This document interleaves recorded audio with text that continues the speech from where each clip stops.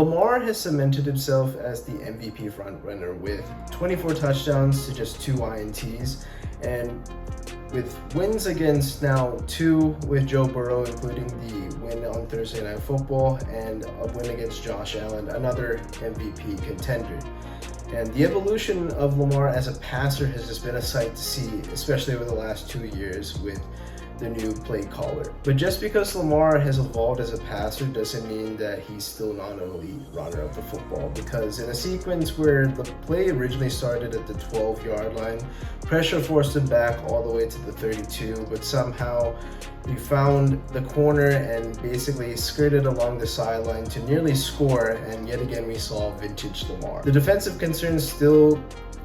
bring me cause to pause for this Baltimore defense, just because you gave up nearly 300 yards to Jamar Chase alone when you didn't have T. Higgins, and really the only opportunity was just to double team him all day, but you still found one-on-one a lot of time, and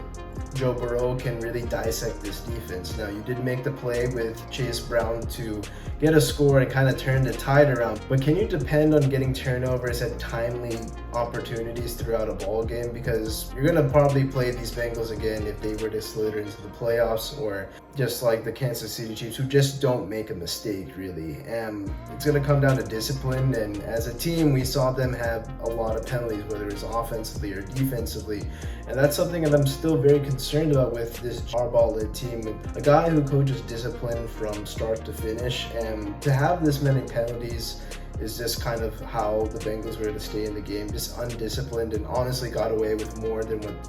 was called on the field. So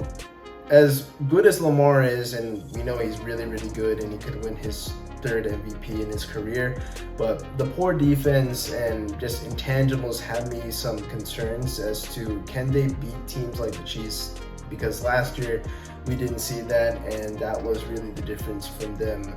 beating the Chiefs and getting into the Super Bowl for the first time in over a decade.